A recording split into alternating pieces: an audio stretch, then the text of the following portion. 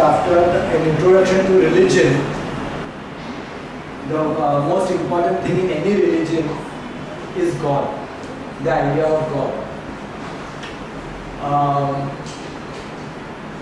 Why is it important? Why is this topic important? Not just because God is like the supreme thing in any religion, but also because if you try and understand religion, you realize that everything is intimately connected with it.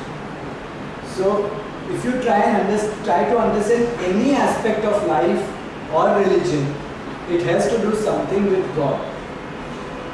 And that is why even the name of your religion, even if the name of a religion, we see the pure name, the proper name, Mazdeyevsky Zarathustra religion or Mazdeyevsky religion. So Mazdeyevsky itself means those who venerate or worship Mazda. So right in the name of the religion also we get this idea of God. And whether one believes in God or not, everybody believes that there is some energy which is beyond us. Whether there are people who don't believe or accept the concept of God, there are some religions also which do not accept the concept of God. But they also believe that there is a power which is beyond our comprehension. There is an energy which is behind everything. There is something which is beyond our understanding. So by whatever term we describe it, there is something that is there.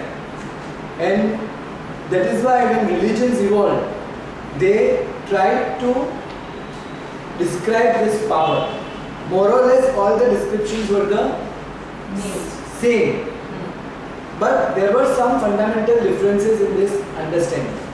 So what we will first see is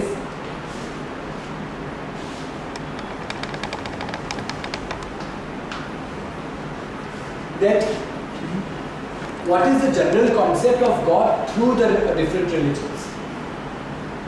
Like there are some things which are in common, like almost all religions agree that this power or energy is prevalent everywhere. So it is omnipresent. Second thing is, it has a high level of intelligence. It knows everything. In a way it is connected to everything. So it is all-knowing, omniscient. And it is also all-powerful. So these three words best define this force. Also another thing that everybody says is that this force is uncreated. It is without a beginning. This is also something which all religions agree. But their emphasis is different. Their emphasis on this power is different, their understanding is different. And based on this emphasis, they give different names to this power. Now, as we are in India, we know that the Hindus refer to him as Ishwar or Bhagwan. Now, this describes a sort of a power in this being which is beyond human beings. Like he is a master of his own will. Ish etle ichha. The word Ishwar, Ish means ichha and Var means the Lord. So, like he is the master of his own wishes. Bhagwan is the next, another word. Bhag etle bhagya, what we call destiny. So one who then apportions the destiny of others. So by his power, he has of his own will, he is the Lord of his own will. But he apportions the bhagya of others, that's why he is called Bhagwan. Now, the word Allah is a very simple thing, like as we say, one God. So Allah also means the supreme one God, the sole God. The word Jehovah, which the Jews use, Yahweh or Jehovah, there is a dispute about its actual meaning. But generally scholars agree that it means Lord, just plain Lord.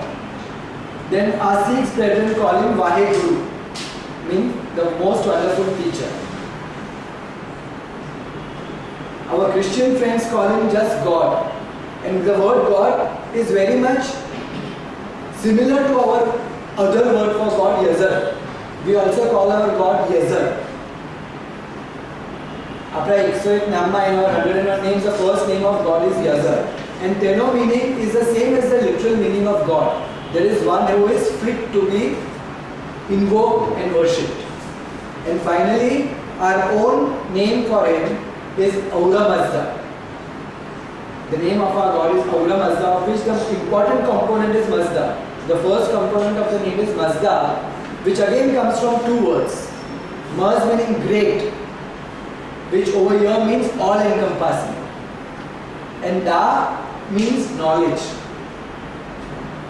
You must have heard the word Danish or Dana, which are Persian words which have come in Gujarati also. Danish minus cha, Dana minus cha. That comes from the root Da, which is there in the word Mazda. So the word Mazda means one who knows everything. So omniscient.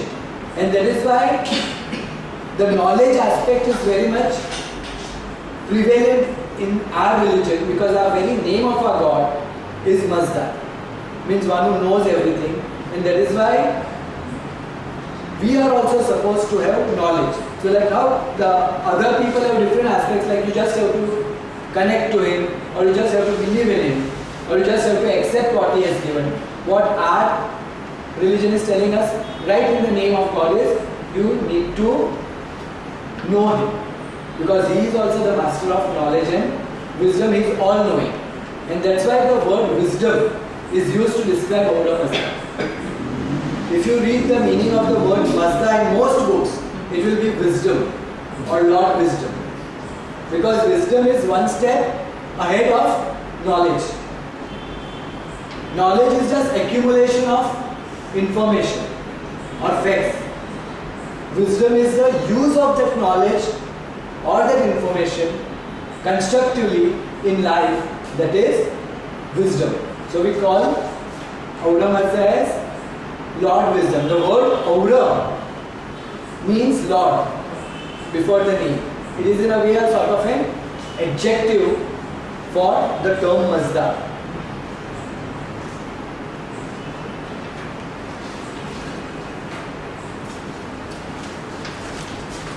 Now, as we have seen, different religions have, in their concepts of God, they differ a bit here and there. Sometimes the difference is quite great, sometimes it is a little. So, one of the ideas about God is that He is all good. But the power of destruction is also rested in Him. He is good, but still He can destroy. As He can create, He can destroy. But there is another school of religions which believe that He is good, and because He is good, He will not destroy. So these are the two almost opposite views. Then there is one aspect of God which tells us, some religions tell us that He is strict, and because He is strict, He is punishing, He is demanding. There is one way. The other way says that He is neither strict nor punishing, but He is kind, loving and merciful. Now it is generally believed that the Jews had this previous strict and punishing concept of God very much in them. And after coming in contact with the Zoroastrians, the Achaemenians, to be very specific, Cyrus, Purush, their entire concept of God underwent a change. And their God became kinder, more compassionate after their contact with the Zoroastrians. Because the Zoroastrian concept of God is kind, merciful, forgiving, loving God. Another aspect about God is personal and impersonal. Personal means God is interested in each and every human being and our welfare. And the impersonal concept says that no, after creation He has retired. Like He is not very much bothered about each and every human being. After setting the laws, after doing everything, He is now keeping a distance. So these are different philosophies and different religions which give a different concept of God. Another concept which differs from religion to religion is that He has a form, God has a form. Some religions see God in a form. That's what we call anthropomorphic. And some religions say that He is formless, like Zoroastrian religion. He doesn't have a form, He doesn't have a shape. So there are some religions which call Him non-anthropomorphic, one who does not have a form and shape. And lastly, another basic difference in the understanding of God is that He is part of every creation. He is immanent in every creation. Means even this chair or table or whatever you say, or whatever creation is there, you will have to find God in that. The God is immanent. And some philosophy, some religious philosophy says that He is transcendent. Means you don't find him is above everything, above and beyond everything. So these are the different ways in which God is seen in different religions. Now we will focus on our religion and how we see Ahura Mazda and how we need to relate to it.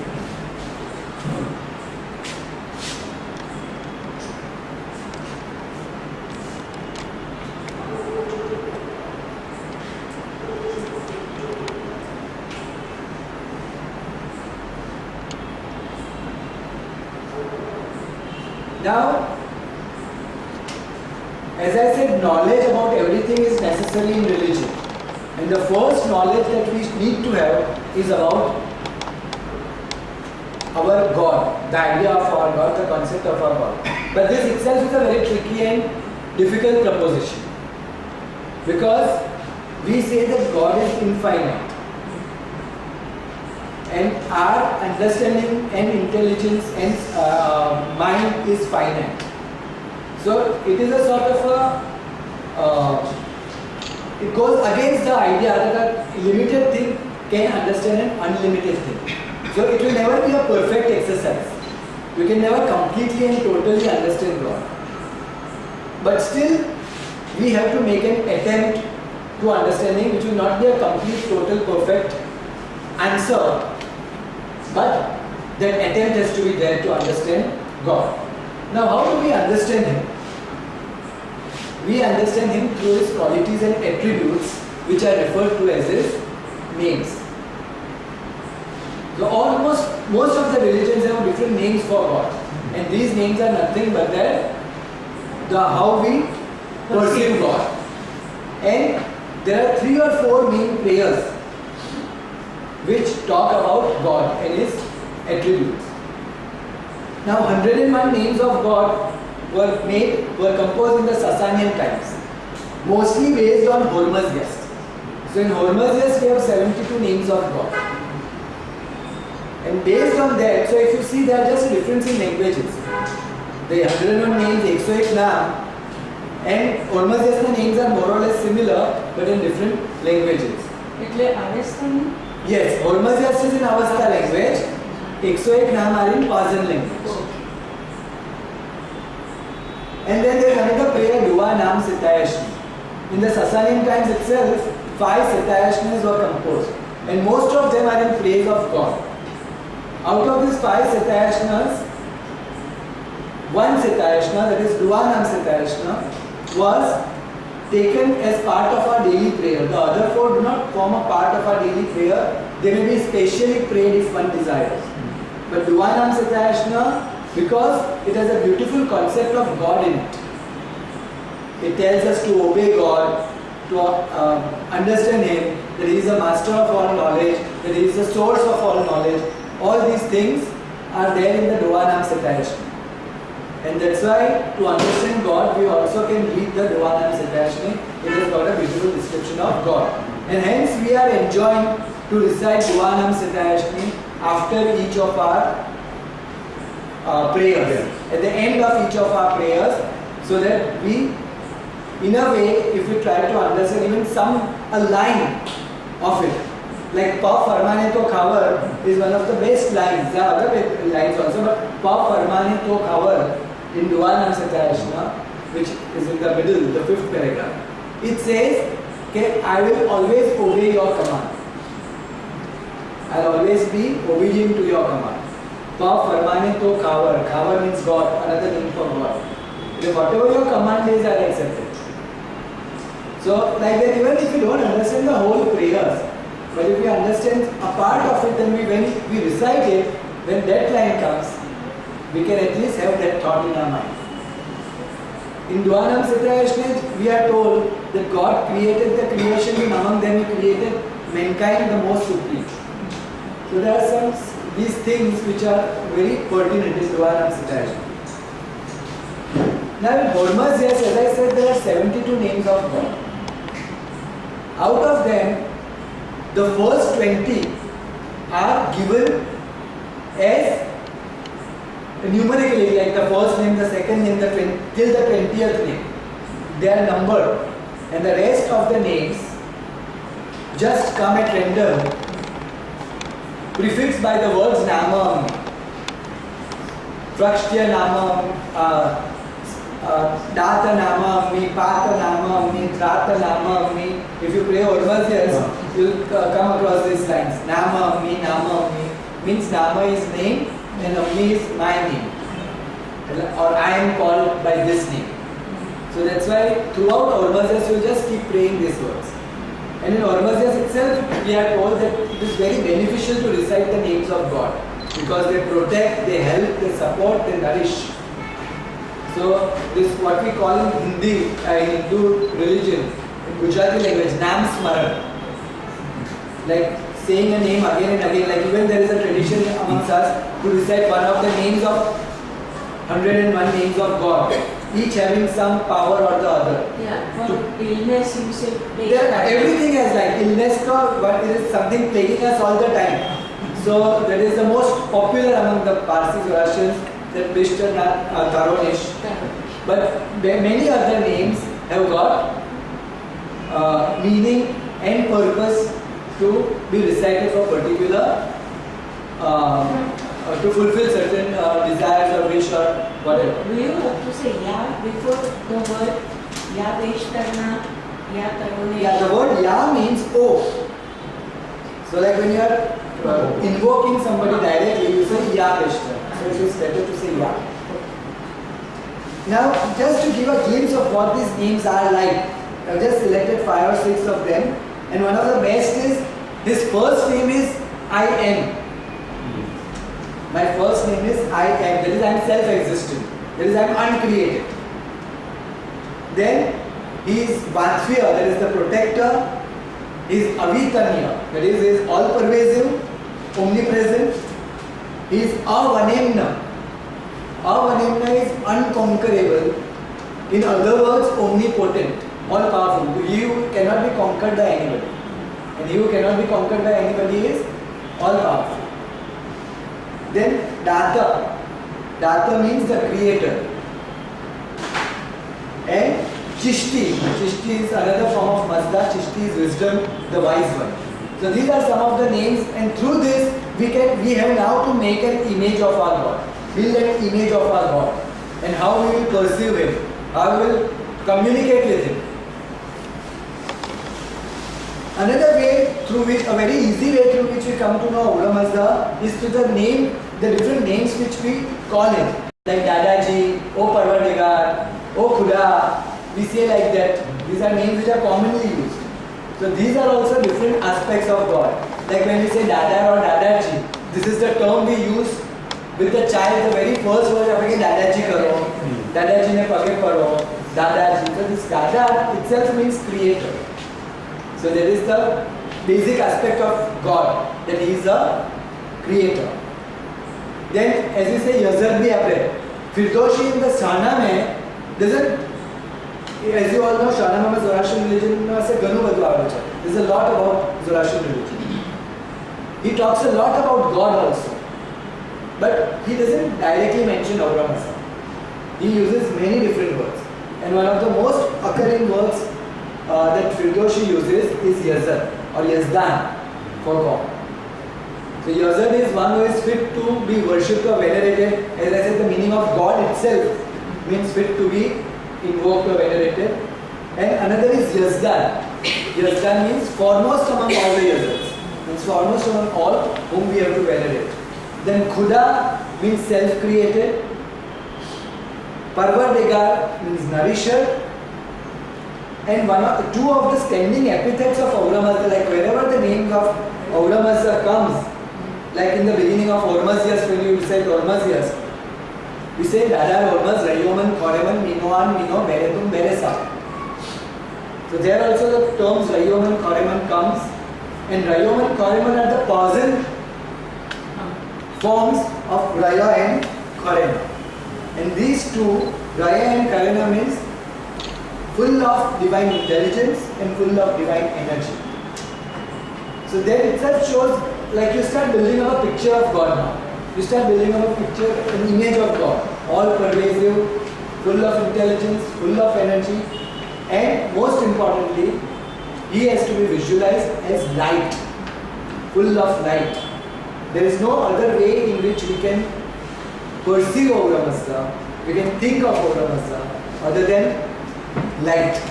And that is why fire is the best symbol to remind us of Ahura Mazda, because fire is the only natural creation which in many aspects is the closest to God. Like it is light giving, it is life giving, it keeps away negativities, it keeps away death, it keeps away cold, which is death, like in a way cold is death. So these are the things which fire also does. So that is why light, fire typify Ahura Mazda.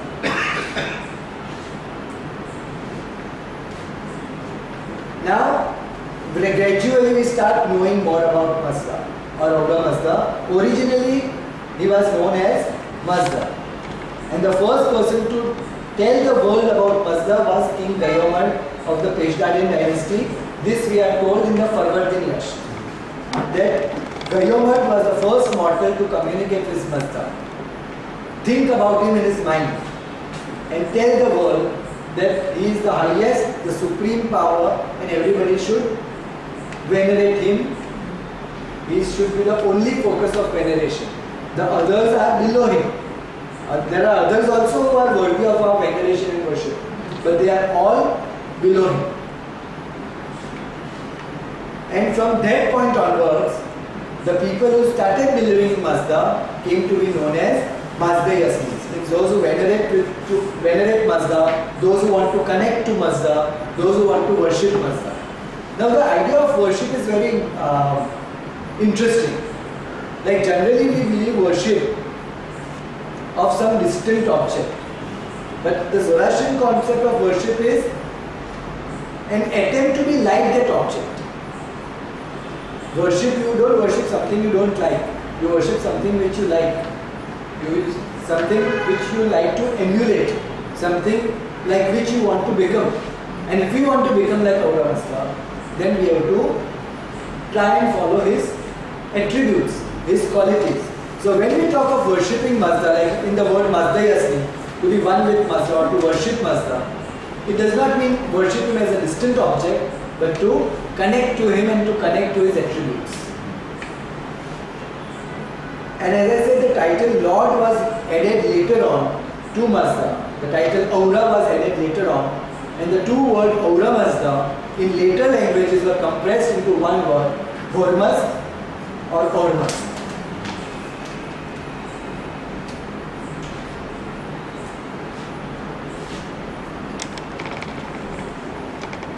Now, in the 101 names of God, we are introduced to Ahura Mazda. And from those names we come to know, and from the names in Ahura Mazda, that Ahura Mazda is without shape and form. Because he is invisible. He is not only invisible, we are told he is invisible among the invisibles. Mino and Mino. When we talk of, when we pray to Ahura Mazda, we say Mino and Mino. That is invisible among the invisibles. That the Yazars and Ameshasmans are invisible to us. Okay? But Ahura Mazda is invisible even to the Yazars and Ameshasmans. So he is Mino and Mino, invisible among the invisibles. Because he has got no shape and form, because he is present everywhere. And as we just now discussed, all bright and radiant things, not just fire, but all creations which are bright and radiant are not only in a way living symbols of Ahura Mazda, but they even store his energy. That's why all the five Nyayishnas that we have, Khorshid, Meher, Mahabhakta, Avan, Visur and Akash, they are for five luminescent objects of nature which reflect the energy, which store the energy of God and give them back, reflect them back on us. So that's why any luminous thing, the sun, the moon, are considered as images of God in a way.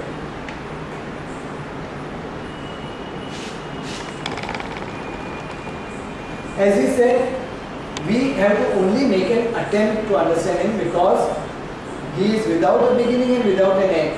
And a mind which is limited cannot stretch to unlimited distance.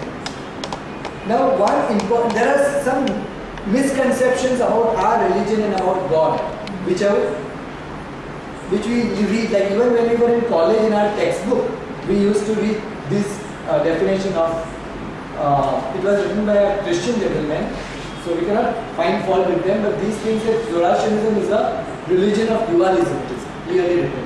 And now this misconception is clearing, but we are told that Zoroastrian religion is a religion of dualism, that it believes in two gods or two powers which are equal and opposite. That's what dualism means. Now, Zoroastrian religion is a religion of duality. Duality means below God, everything that is below God is divided into two, good and evil. Everything there is a divide. There is a vertical divide between good and evil. But that vertical divide doesn't reach Auramas. Auramas is over and beyond the vertical divide. Even the Nietzsche which is pentamania when he create kida, the thirty angramenu aya, the thirty there is this vertical divide. But in some of our prayers, like in prayer like Auramas the Khodai, we immediately say Auramas the Khodai, Arema Navadesha. So that started giving an idea that these are two forces which are similar or equal, on an equal footing. But that is wrong, and that gave an idea of dualism. But we have to understand that it is not dualism, which is generally referred to as a theological dualism, but it is a religion of duality. A religion where good is pitted against evil. There are two forces in nature. Everywhere in nature there are two forces. But God is above and beyond it. So, God does not have any equal or opponent.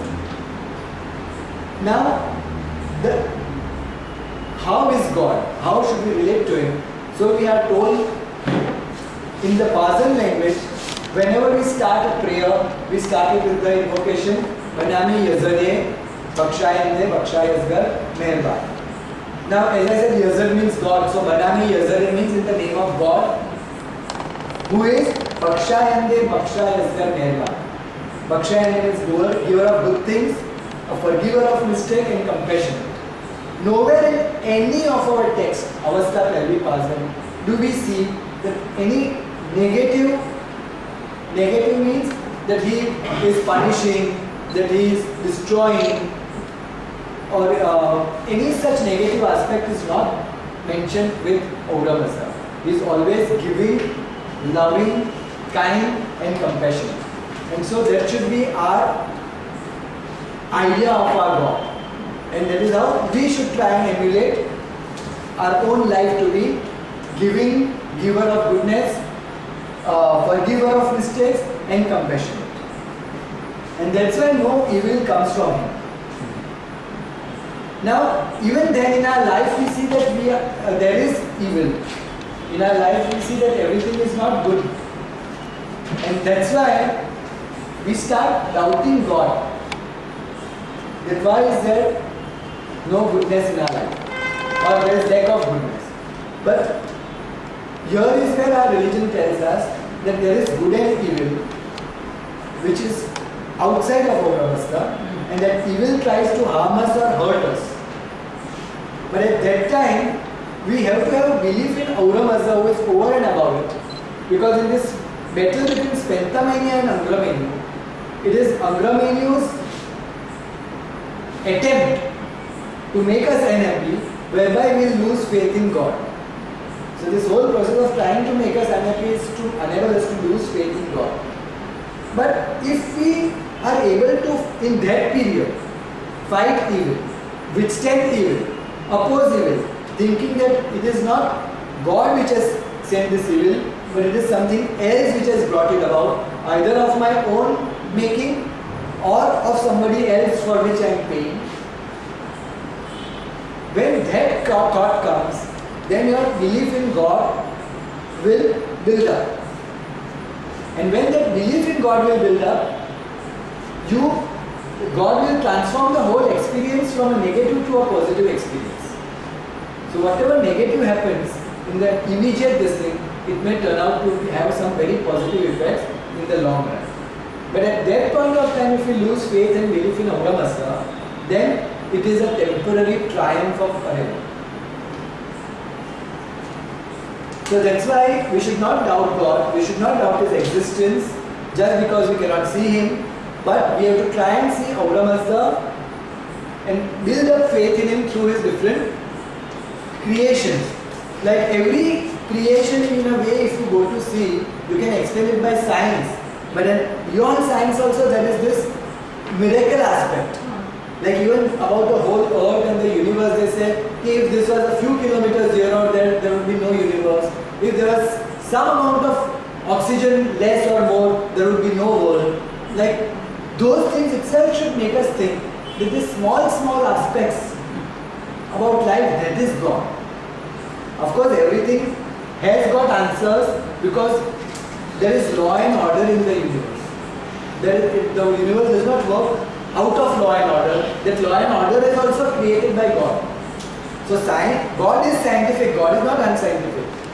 There is no chaos in the universe. So just because science can explain something does not mean God is not there. Because God has put that order in there. But then when you realize the small things here or there would have totally destroyed that order, then you start believing that no, that small things, in order to happen, God, something has to be there. Otherwise, something here or there and there would be no universe. And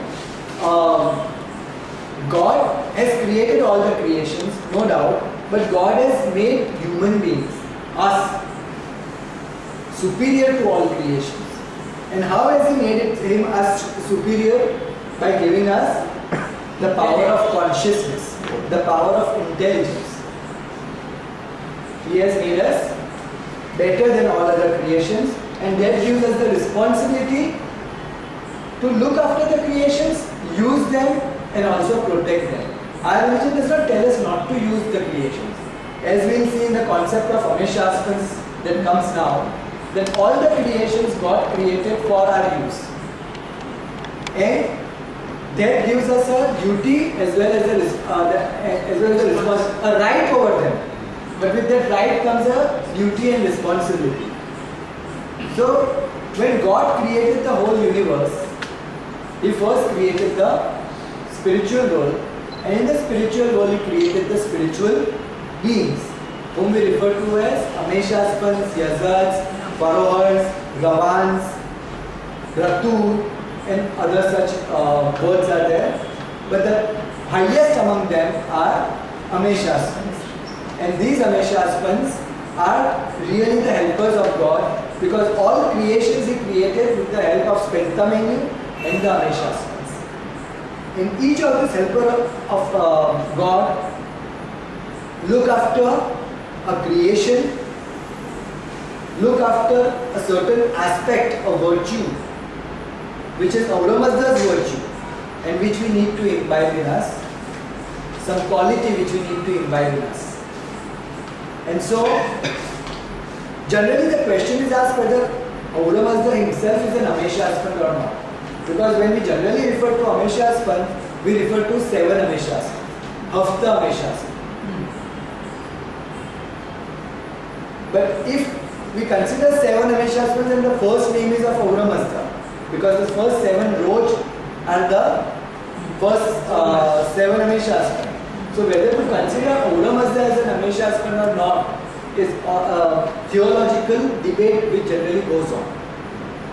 Now, in order to understand this aspect, we have to see that in some places we are told, especially in Farvardin Yashtagi and in Dwanam Siddhayashmi, that God created the 6th creation.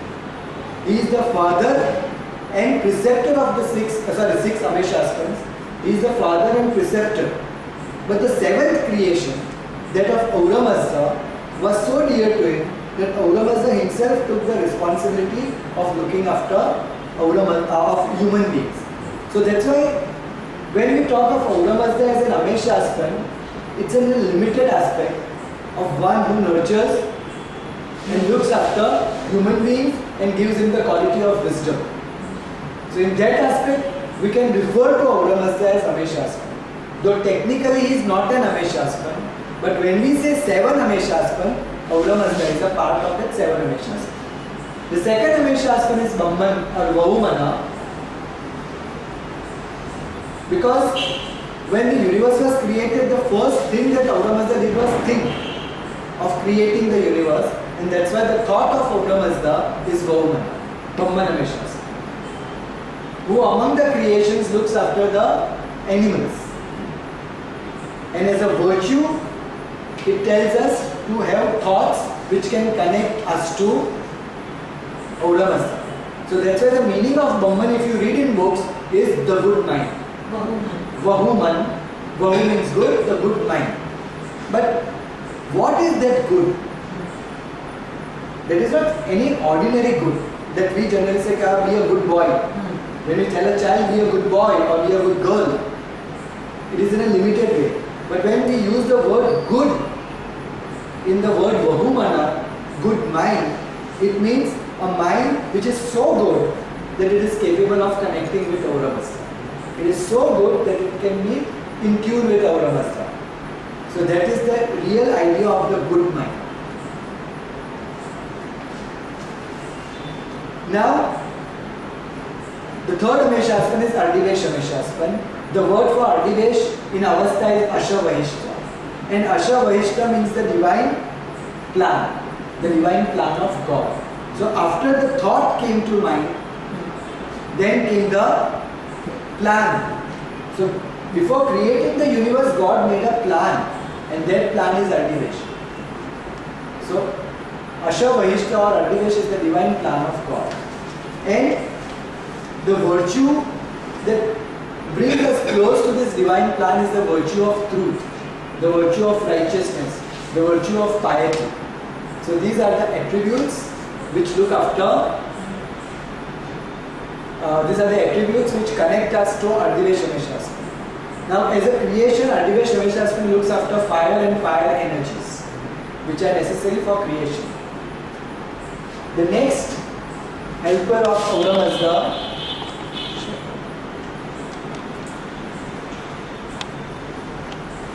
is Sharevar Ameshaspan. Sharevar means strength and power. And it is the aspect of leadership, because a person who is a leader needs to have strength and power. So Sharevar Ameshaspan is the Ameshaspan who looks after strength and power, and among creations it looks after metals and minerals. The next helper of Ahura Mazda is Aspandar, who is in a way the only feminine aspect of Ahura Mazda, not sexually, but as an aspect. Like even men can have this aspect, but generally we associate this aspect of love, devotion, tolerance more as feminine aspects, and that's why we consider it as feminine. Grammatically, we should not consider, naturally we should not consider them as males and females. But just aspect-wise, Aspandar is feminine aspect. That's why we call Aspandar mother, because Aspandar looks after the earth. And in our religion, we call the earth. Generally, also in English, we refer to earth as Mother Earth. But even in our religion, the earth is mentioned as Mother Earth. And because she has all the qualities of a mother: love, tolerance, understanding, devotion. That's why the earth is called Mother. And you know, it is a very important divine being, helper of Ahura Mazda. And in our Kemna Mazda prayer, we remember her twice.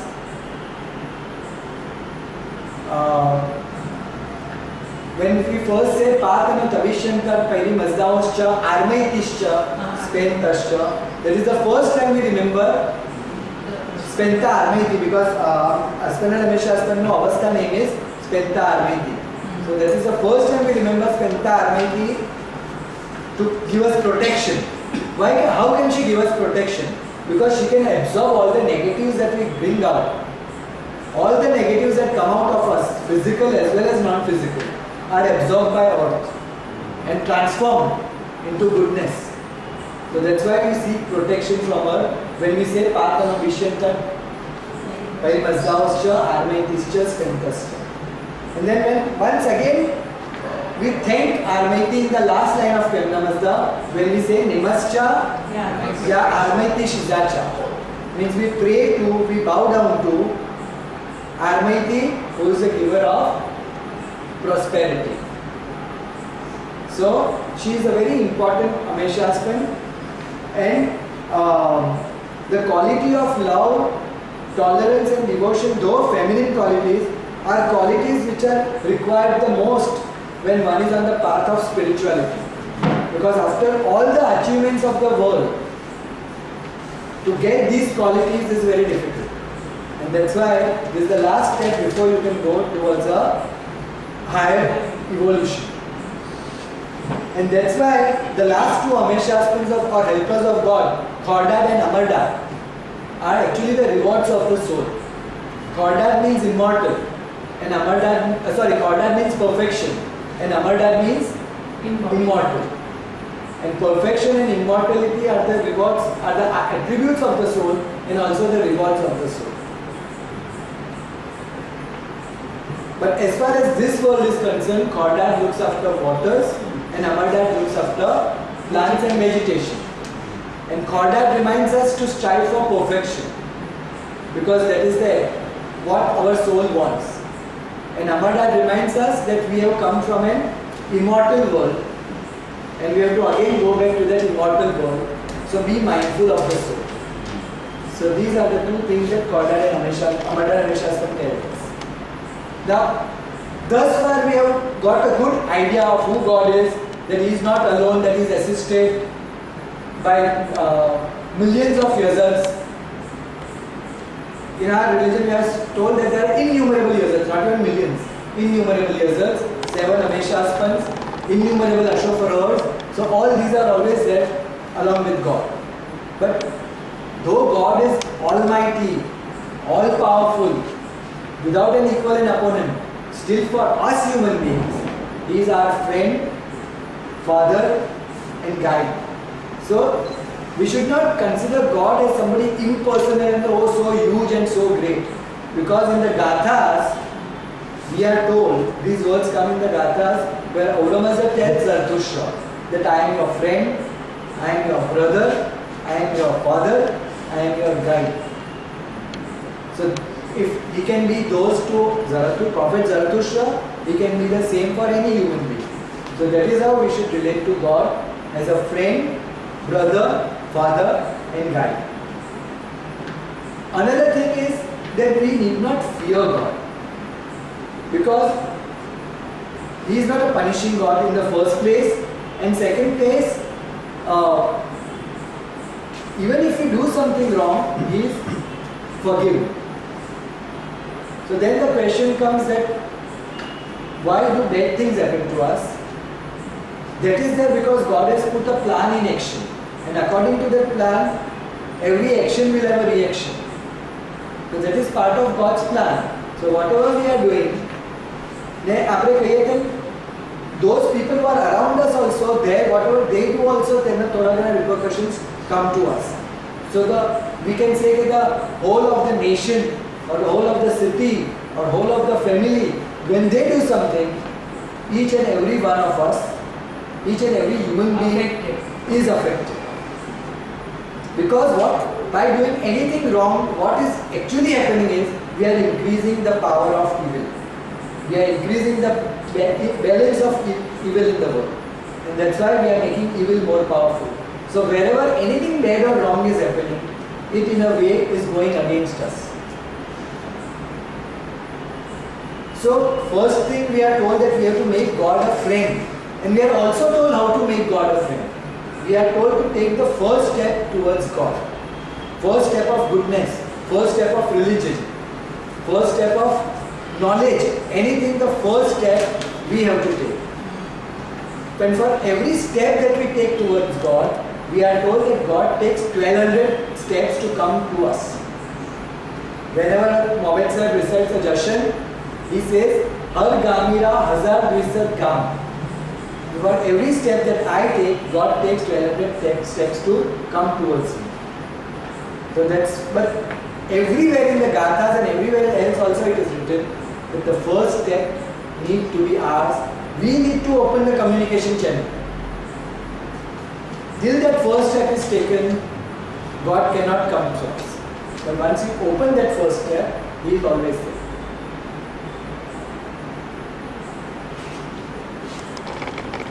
So, Aura Mazda is for us, irrespective of whatever we do, however bad we are. We should never for one moment think that Aura Mazda has forsaken us. Because whenever we do not even find Him with us, at that point of time we should remember that the channel has been closed by us. So if you symbolically imagine a bridge, one side is God's side, one side is our side. Whenever we can't reach God, we have to realize that our side of the bridge has gone down. It's up to us to again bring that side of the bridge up to get the communication with God. So God's side of the bridge will always be there trying to reach out to you. But in order to reach out to God, our communication level has to be there. And that is what, that is the beauty of communicating with God, that feeling is always that He is always there with us. So however down in the dumps we are, we feel secure that He is there. It's just I am in the dumps and I have to just rise.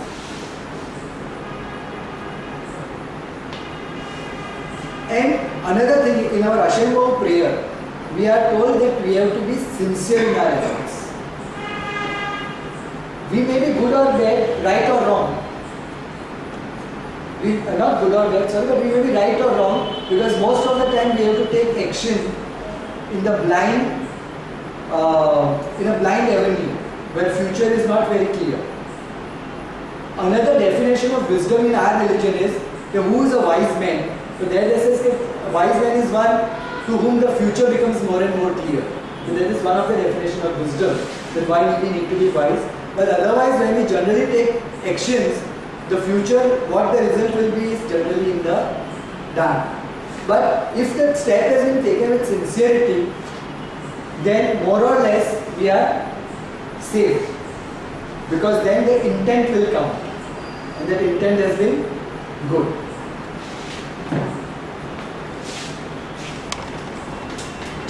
Now, it is easy to say that God is with us as a knowledge thing. But in order to make it a belief, we have to constantly be mindful of God. And there are different ways in which we can be mindful of God.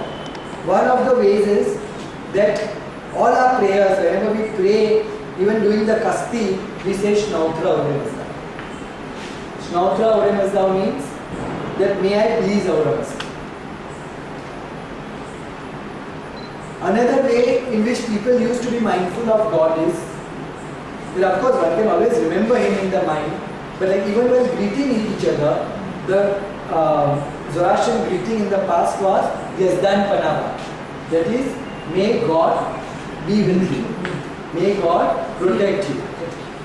And its reply was Devziyo Shatpat, which means, okay, may you also have a long and happy life on account of God. So, Yazdan Panava, like these are small things which our religion has given us to be mindful of God at all times. Because that thought is very necessary. Because generally we go down in dumps quite a lot of times.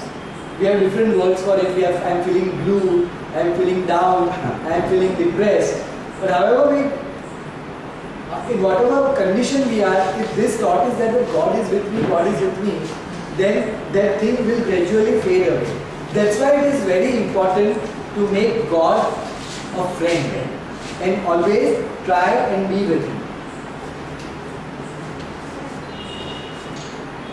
Now, as I said, the bridge between God and us, it is up to us to keep that bridge intact. Many times we ourselves break the bridge Which? Because we become upset with God. Because we feel that God has failed us. And that's why we stop remembering God, we start thanking God. We are told that we have to remember God all the time and thank God all the time. When things are going good, we have to do it. But even when things are going bad, we have to thank Him. Now, how to thank Him at such times?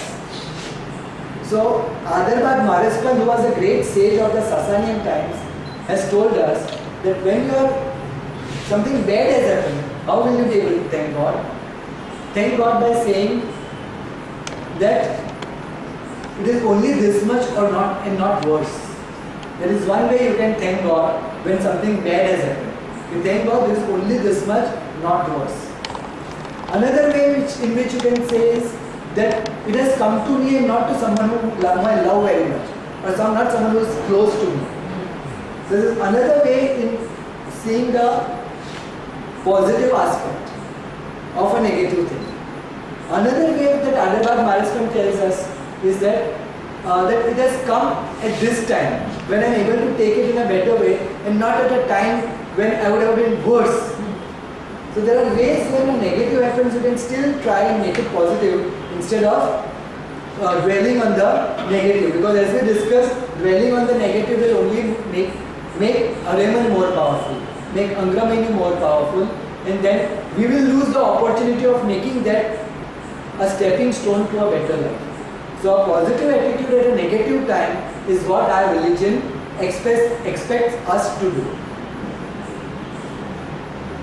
And then there are these sayings like this, too shall pass, which we can keep in the mind, that is a temporary thing.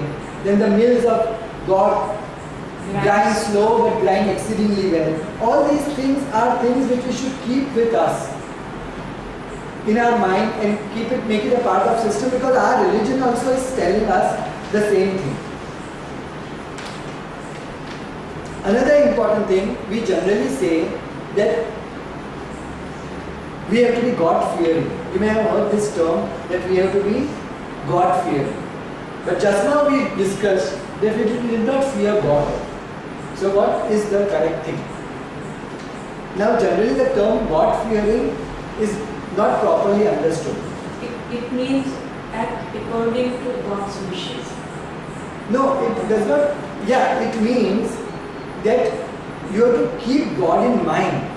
Fear does not mean that you have to fear Him, but that you have to be mindful of God. The term God-fearing actually means being mindful of God at all times. So whenever we read God-fearing, this does not necessarily we have to fear God. We have no reason to fear God.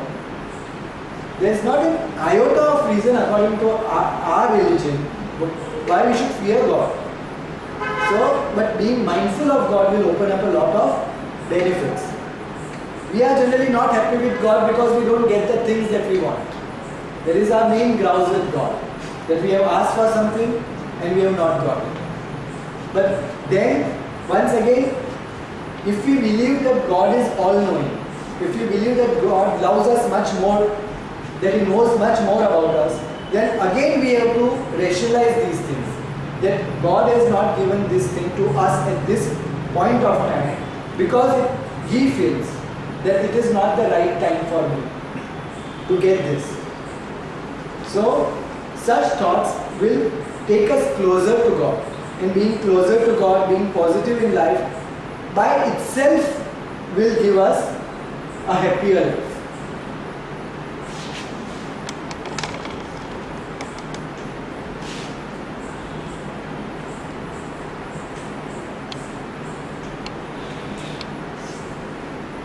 Now, there are three things which we need to regularly communicate with God all the time. And those three things are thank you, sorry, and please, which we generally teach children. Gratitude is very essential for a happy life. The happy people are grateful people. Lots of scientific studies have proved that the happiest of the people in the world are the grateful people. And a grateful attitude at all times, not just at good times, but at bad times also is very important. There are lots of things to be happy about in life. Second thing is seeking forgiveness from God, saying sorry. Because though according to our religion, saying sorry will not take away any of our sins, or will not take away the punishment that we are to get from those sins. Because as I just said, we have a law of cause and effect. The law of cause and effect is in its place. So whatever we do, its effect will come. So then why say sorry? Why seek forgiveness? Why is so much emphasis put in Zoroastrian religion on forgiveness? Because if you see, આપણે કસ્તી કરીએ તેમાં જે આપણે the Auramazda Kodai prayer that we say, half of that, the latter half of that is about saying sorry to God. So saying sorry is a very important aspect in our religion, because every time you do kasti, you say sorry to God. Auramazda Kodai, azama guna patet pashiman. Azama guna એટલે મેં કઈ બી ગુના કીધા હોય તેને વાસ્તે I seek forgiveness. Patet means sorry. I seek forgiveness. And then the whole prayer goes about how you may have done something wrong. And then that prayer ends with the word Pa Patet Home. Once again, Pa Patet Home means I am sorry. So the aspect of saying sorry, seeking forgiveness is very much a part of our religion. In most of our Yash and Yash also this passage comes. Azama Gunati Patet Pashiman, Pa Patet Home, which means I am sorry. Once again, we have a full prayer called Patet Pashiman in our Gaudya Avastha, which is a prayer for saying sorry. In fact, on the Navjot day, a child is expected to recite the Patet Pashiman. And that's why in the olden times, and even today, there are a few cases where children know the Patet Pashimani prayer on the day of their Navjot and even recite it. Because it's a saying that I am sorry for whatever was there past, but now I will be taking responsibility for whatever I will be doing. But nowadays the priests say the Patet Pashimani instead of the child. So Navjot ma je priest betela hoy, they say the Patet Pashimani prayer on behalf of the child. So important is saying sorry that even in your lifetime if you have not said sorry, then after a person dies, we have a practice of saying Patet Ravandi for that person. So that if that person has skipped or has not been able to say sorry during his life, then I on his behalf am saying sorry now for him. So that's why we say Patet Ravandi. So this concept of forgiveness, seeking forgiveness is very important, because it will not take away from any of our sins, but it will bring us closer to God. Concept of forgiveness is so important, because you open up to God and tell Him that I have done this wrong, and then you atone for it. You are saying I won't do it again. I will try my best not to do it again. Because in our religion, once a negative is done, it is done. You have already put the balance of negativity heavier. You have made it heavier. Now what can you do? The most you can do is make the balance of good heavier. And that's why to atone for something bad, you do something good. So when you talk with God, when you communicate with Him, seeking forgiveness means saying sorry. That's why relieving yourself, opening yourself to God, and saying that I will try not to do this again and do something positive, so that the balance in the world, I will not be responsible for making the evil heavier. And finally, seeking for help. Like all of us need God's help at all points of time.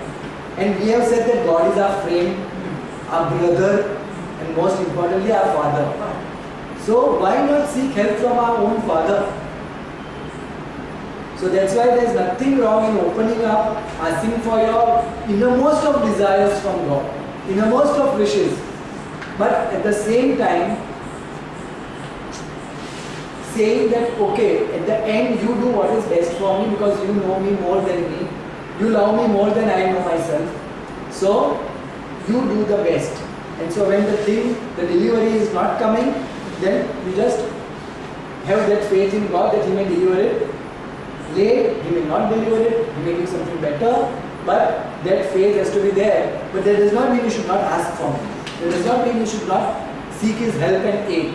So these, whenever we communicate to Him, we have to pay emphasis on thank you, first of all, then sorry, and then please.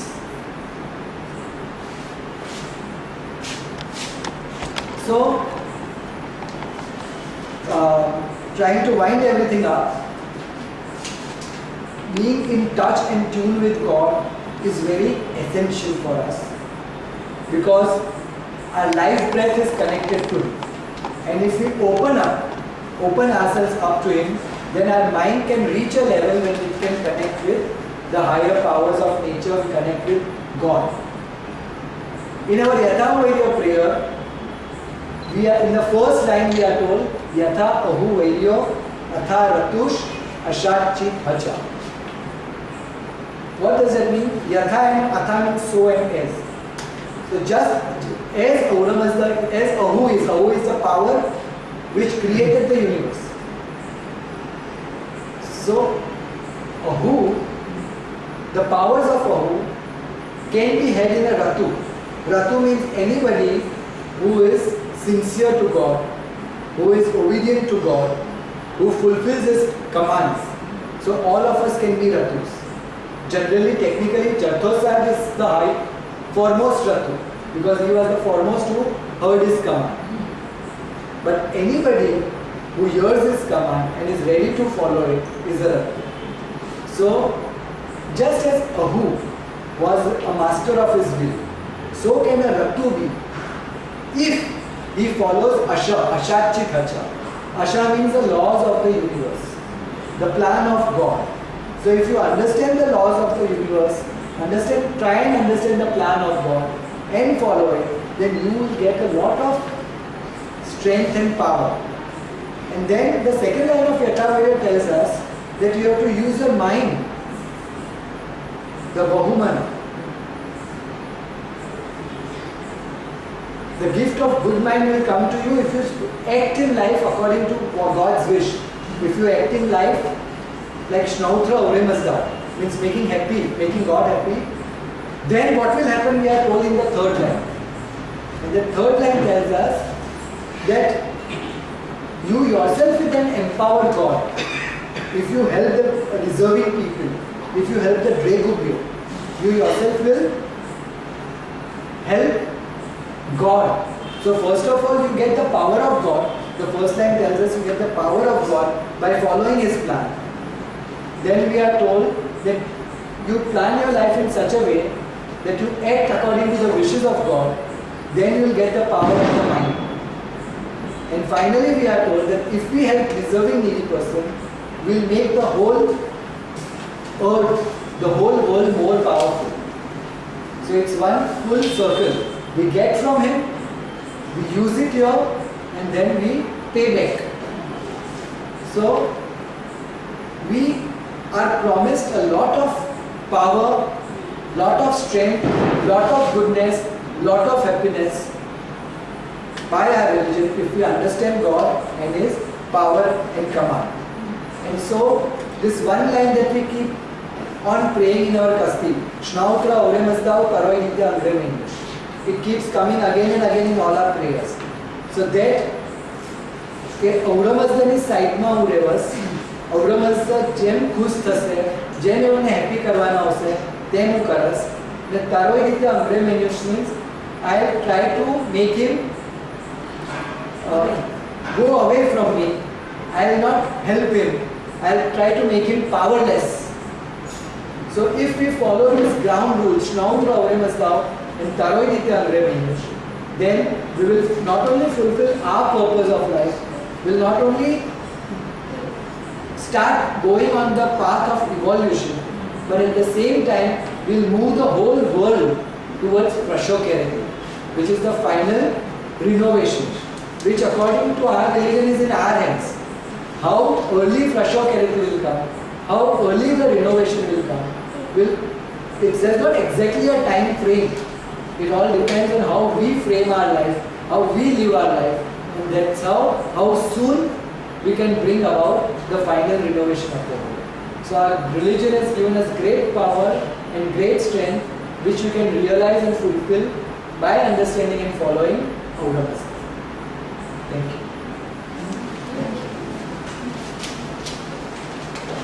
very surprising. There was one meeting in America. I attended it. So, but where it really said that there are many people who fear God. I said, I don't think we need to fear God. We need to fear wrongdoing that we do. Like, you know, there are certain things we fear because they bring unhappiness to others as well as to us. But God, I don't think, at least in our Zoroastrian religion, we don't fear God. No, Zoroastrian religion We we do not don't- fear God. Ne- But see, we are told that evil works by deception. Once again, why knowledge and wisdom is necessary in our religion. In order to understand the deceit of evil, you need to have knowledge. So that's why ignorance is considered evil in our religion. So many a times we do wrong knowingly, and many a times we do wrong unknowingly also. But that fear aspect should not be there either way. And another thing I wanted to ask you was, okay, now we pass a mandir or a masjid or anywhere. It's a place that people worship. We are Zoroastrians. We are not. Excuse me, for those who want to leave, you may leave. For those who want to stay, like for discussion, may stay there. Sorry. Yeah. Thank you. So, suppose you just do this in your mind. You don't become a Christian by just praying to a place which is a worship place. It has its own. All places of worship has its own good energy. Good energy. So there is nothing wrong in paying your respect to it. But There is nothing wrong in bowing down to a god or a prophet or a saint of another religion. There is nothing wrong if you bow down before it. What you should not do is get into the rituals of that religion. Get into the practices of that religion. Like doing the arti, participating in the arti, going into the mass, sitting for the mass, taking the communion. All those things should not be there. But you go there to respect the religion. There is nothing wrong in that. Our religion, in fact, our prophet respected all the other prophets that were to come. He knew about all the prophets to come. You all must be aware of the three Magi's who went to welcome Jesus Christ. They were the three Magi's, the three Zoroastrian priests. Yes, Magi were Zoroastrian priests. Pachiti King Saigya. Three Kings Saigya in the later tradition. But in the original Bible, there are three Magi's, the three wise men. So in some books, some accounts you may even read wise men. So these were three wise men and they were great astrologers and astronomers. They were aware of the time and place of child Christ's birth. And that's why they went to pay homage. Another thing, when Prophet Muhammad was born, he was born when our Zoroastrian king was ruling in Iran. Prophet Muhammad. He was born when Naushirwan Adil was ruling. He spread his religion when King Khusru Parviz was ruling. It is said that he even came in contact with King Khusru Parviz.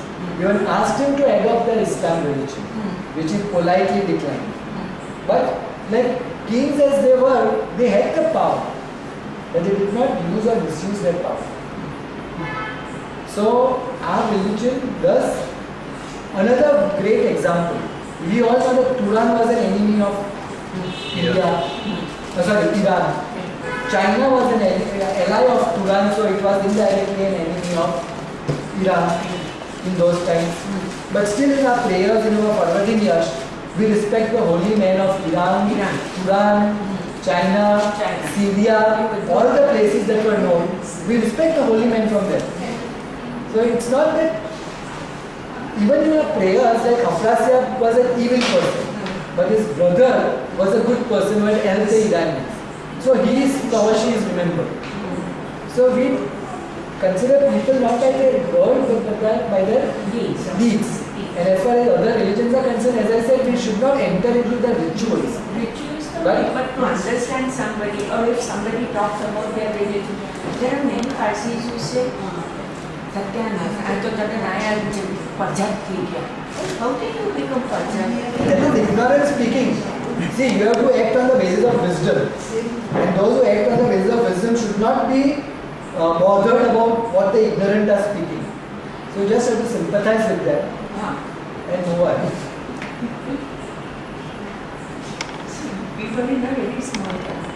खाली हम लोग अकेले हैं, बॉम्बे में गए तो जाना हमारी होता नहीं अकेले.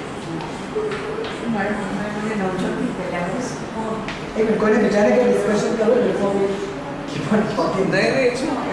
नहीं, I just want to say very sorry. It will take more than 2 hours to come from Australia. I will never be late again. Very sorry. Just want to say that. You got the handouts last time when you were. Last time I gave that. This was last time. Thank you. I was very sorry. I couldn't come. Hey, it now become unpredictable in Bombay from one point A to point B. जवाने वास्ते कितना time खाए? हाँ जी sir. वो अकेले के अंदर हमारा पीरियड था 10 मिनट जी नहीं. मम्माने बोला भी उनको પછી એમાં પણ થતા હતા કે ઓકે જાતા ને પડને કાઢે ને દુઆ માં એન્ટર તો કે everyone until somebody got hold of me and then said me up. હવે બીના જૂના का विजिट पहले हमारा आया था कि जबरदस्ती હવે તો 11 भी बंद છે. नहीं. હવે તો 11 भी बंद છે because there are no prices on it. But what I'm trying to tell you is the concept of Dadaji is that See, the concept of Dadaji is one thing, but don't forget that we are living in an imperfect world. In an imperfect world, trying to get energy from Dada Raghavasda, we have to observe rules and regulations. About which we need to have knowledge. Out of ignorance, sometimes we make a mistake. That's why we say that knowledge is necessary. But આપણે કહીએ કે ગોડને ગમે તેની તમે approach કરો તો ચાલે અને ગોડને તો બધું એક્સેપ્ટેબલ છે. ઇમ્પરફેક્ટ વર્લ્ડમાં it is not so. There are certain rules and regulations by which we have to use to communicate from there.